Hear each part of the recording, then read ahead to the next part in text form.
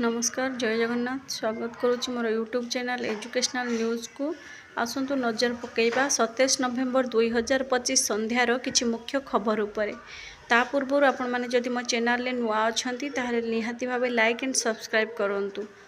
आसतु नजर पकईबा आजिर प्रथम खबर उपरे विदेश शिक्षावृत्ति योजना आरंभ भुवनेश्वर मुख्यमंत्री मोहन चरण माझी मंगलवार कलिंग स्टाडियम रे 7293 जन नवनियुक्त प्रार्थी को नियुक्तिपत्र प्रदान करिवार दिनक परे आज उच्च शिक्षा मंत्री सूर्यवंशी सूरज अनुदान प्राप्त बेसरकारी महाविद्यालय रे 34 जन को ग्रुप सी और ग्रुप डी वर्ग रे अनुकंपामूलक नियुक्तिपत्र देइछंती।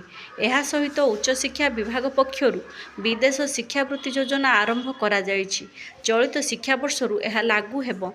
आजिर द्वितीय खबर शिक्षा ना रे चलीछि व्यवसाय घरोई स्कूल को एनओसी देबारे व्यापक जालियाती गणशिक्षा सचिवों हस्तक्षेप लोड़िला मानवाधिकार सामुख्य भुवनेश्वर राज्य में बेसरकारी विद्यालय को माध्यमिक शिक्षा प्रदान निमंते माध्यमिक शिक्षा निर्देशालय पक्षर दि जाउथिबा एनओसी रे व्यापक अनियमितता और दुर्नीति होइथिबा जणा पड़िछि।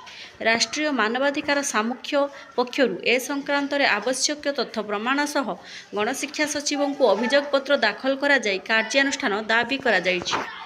आजिर तृतीय खबर प्राक्तन एबीओ को 4 वर्ष सश्रम जेल कारादंड भिजिलांस अदालत रे दोषी साब्यस्त। कटक जाजपुर ब्लॉक शिक्षाधिकारी कार्यालयर पूर्वतन तथा अवसरप्राप्त अतिरिक्त ब्लॉक शिक्षाधिकारी एबीओ रमाकांत सेठी को लांच ग्रहण करने अभियोग रे आज कटक स्वतंत्र भिजिलांस अदालत दोषी साब्यस्त करिअछंती। भिजिलांस अदालत तांको दुर्नीति निवारण आईन 1988 धारा 13(2) 13(1) डी 7 अनुसार 4 वर्ष जेल और जरिमाना दंड रे दंडित करने सह जेल पठाई देइछंती। ओएसएस अधिकारी पदोन्नति नहीं तत्परता भुवनेश्वर ओएएस अधिकारी मध्य पदोन्नति विवाद हाईकोर्ट रे विचाराधीन अछि। एणु ओएएस ग्रुप ए जेबी अधिकारी मानकर ग्रेडेशन तालिका प्रकाश पाई पारुनी। एपटे प्रवेश स्तर रे ओएएस अधिकारी मानकर पदोन्नति हेउ नथिबारु स्थिति गंभीर हेलाणी। एपरिकी चलित वर्ष सिविल सर्विस परीक्षा रे ओएएस पाई कौनसी खाली पदवी नाही।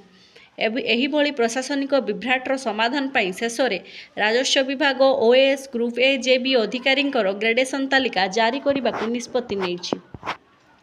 ओस्टार नूतन कर्मकर्ता निर्वाचित गणिया ओडिशा माध्यमिक शिक्षक संघ ओस्टार गणिया ब्लॉक सांविधानिक सम्मिलनी पद्मनाभ उच्च विद्यालय आड़कोटा परिसर में अनुष्ठित हो जाइछि। एथिरे आसंता 3 वर्ष पाई नूतन कमिटी गठन करा जाइथिला। नूतन सभापति भावे पद्मनाभ उच्च विद्यालय प्रधान शिक्षक अरविंद महालिक, उपसभापति भावे भागीरथी जानी और सत्यभामा सेनापति, संपादक गोलेख बिहारी साहू, जुग्म संपादक नवकिशोर महाराणा, रजत प्रधान सस्मिता मंडल, जिला परिषद सदस्य भावे विश्वरंजन साहू और संजय परिड़ा, राज्य परिषद सदस्य भावे जगदीश मिश्र को चयन करा जायथिला।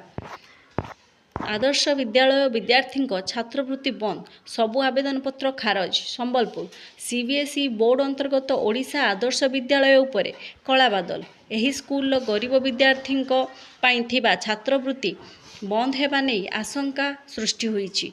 नवेम्बर मासरे अनुष्ठित हेउथिबा वृत्ति परीक्षा वर्तमान पर्यंत करा जाय नाही कि ए संक्रांत रे आवेदन पत्र पूर्ण मध्य होई नाही। राज्य रे 315टी ओडिशा आदर्श विद्यालय रहिछि।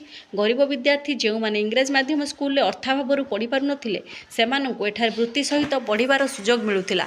फलस्वरूप स्कूल प्रतिष्ठार 10 वर्ष मध्य ओडिशा आदर्श विद्यालय विद्यार्थी केंद्रीय विद्यालय और जवाहर नवोदय विद्यालय विद्यार्थी सहित समान भाव में उत्कृष्ट प्रदान करि आसुचंती। आजिर शेष खबर पुराना पेंशन लागू लगी सारा देश एक नेता नेबे ओपीएस कर्मचारी पाइबे NPS. Bhubaneswar national movement for old pension scheme संगठन एनएमओपीएस आंदोलन डाकरारे बुधवार नुआदिल्ली स्थित जंतर मंतर ठारे सबु राज्यर कर्मचारी माने एनपीएस यूपीएस हटाई पुराना पेंशन लागू नहीं एकाठी होइचंती। सूचनायोग्य केंद्र सरकार 2004 मसीहारू और राज्य सरकार 2005 मसीहारू पुराना पेंशन व्यवस्था उच्छेद करी नेशनल पेंशन सिस्टम एनपीएस लागू करथिले जेउथिरे कि कर्मचारी माने वेतनर 10% देबे और सरकारी 14% प्रदान करेंगे और यह विभिन्न शेयर मार्केट रे विनियोग हेबो जेउथरे कि कर्मचारी माने अवसर पर पेंशन भाबे पाई परिबे।